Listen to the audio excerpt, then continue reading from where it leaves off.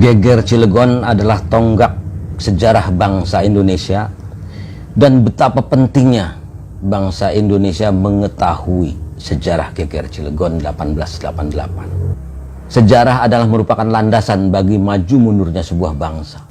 Sebab lewat sejarah itulah suatu bangsa akan mengenali jati dirinya. Dan para sejarawan di masa lalu sudah turut ambil bagian di dalam memperlambat proses bangsa ini untuk menemukan jati dirinya. Sehingga anak-anak sekolah, murid-murid justru mencari jati dirinya di jalan-jalan, bukan di ruangan gedung sekolah. Mereka mengadakan tawuran, curat-coret, bahkan bukan cuma anak-anak sekolah saja, bukan cuma murid-murid saja yang mencari jati diri di jalan-jalan. Orang-orang dewasa juga, mereka juga tawuran, menunjukkan identitasnya, siapa jati diri dia ini. Itulah yang saya maksud mengapa para sejarawan di masa silam turut andil di dalam memperlambat bangsa ini menemukan jati dirinya. Karena lewat sejarah itulah sebetulnya jati diri dapat diketemukan. Nah, seperti yang kita lihat ini ya. Ini perjalanan bangsa Indonesia. Karena lewat sejarah Geger Cilegon itulah kita akan mengetahui sejarah panjang perjalanan bangsa ini ya sampai sekarang. Nah, makanya ini saya sebut workshop ini merupakan gerbang emas.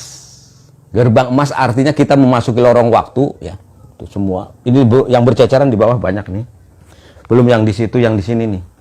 Ini semua catatan perjalanan bangsa Indonesia. Semua. Bangsa Indonesia siapa? Kita.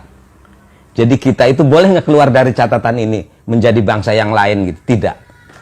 Inilah diri kita. Inilah jati diri kita. Inilah jiwa kita. Karena ini sebetulnya dipersembahkan untuk generasi milenial. Nah, nanti yang akan mengangkat Indonesia menjadi. Nah, jadi kalau ada urusan-urusan kericuhan-kericuhan. Tapi kalau bangsa Indonesia nanti, itu insya Allah bisa adil, sehingga dunia itu aman damai. Gitu. Ini namanya juga prediksi ke depan, itu berdasarkan penelusuran-penelusuran dari perjalanan sejarah di masa silam, yang sehingga saya mengambil kesimpulan seperti itu. Cuma, artinya kadarnya itu yang bisa duduk sebagai negara superpower pada masa itu. Kemarin kan masa powernya juga sudah luntur sekarang. Itu adalah Indonesia. Tetapi karena kita tidak maksimal menjalaninya, perintah undang-undang dasar itu tidak maksimal, terus kekuasaan di muka bumi ini itu sudah ditentukan dari kejayaan Islam dulu gitu ya, sambil dari situ ya, kejayaan Islam, kemudian runtuhnya kejayaan Turki Utsmani, bahkan Turki Utsmani berdiri itu kita mah sudah lebih dulu berdiri adanya Singosari. Perlu direnungkan, dan inilah sebagai dasar kita itu. Jadi kita itu jangan menjadi bangsa yang tadi itu pendendam, pembenci, dengki, iri dan sebagainya lah, yang hal-hal sifat-sifat buruk itu harus dibuang. Karena tidak ada dari sananya kita diwariskan atau diharuskan untuk sifat buruk, terhadap berprasangka buruk, membenci seorang. Makanya walaupun Maulana Malik Ibrahim ini Islam, Mahwan juga Islam, itu membangun sawah-sawah, bekerja keras, tujuannya apa? Kasihan orang-orang Hindu Buddha ini nih lagi sengsara. Masyarakat Hindu Buddha ini sengsara, masyarakat Majapahit ini. Dan satu lagi yang perlu dicatat ya, mumpung ingat, daripada nanti saya lupa, nggak keungkap, ini yang penting. Kalau kerajaan tadi itu, saya kan mau lari ke Singosari ya, itu juga awalnya dari sebuah Kadipaten Kediri memberontak menjadi kerajaan besar Singosari gitu. Dari Singosari itu juga nanti ada kerajaan kecil ya, namanya Kadipaten Majapahit gitu ya.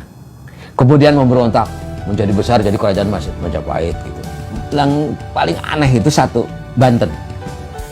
Kadipaten yang di Pajajaran, kerajaan Pajajaran. Nah, kemudian setelah terbentuk Kesultanan Banten, ini kerajaan terbesarnya ini, Pajajarannya dihapuskan oleh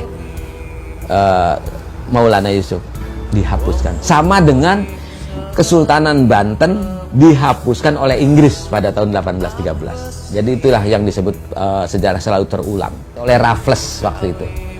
Sultan Safiuddin dipaksa untuk turun tahta dan menyerahkan kekuasaan jabatan di Banten kepada kerajaan Inggris pada tahun 1813. Itu sebetulnya sejarah itu sebagai sumber untuk diambil hikmah, karena sejarah itu sebagai tempat kita bercermin, belajar dan mengambil pelajaran. Nah, ini belajar itu memahami dulu ya.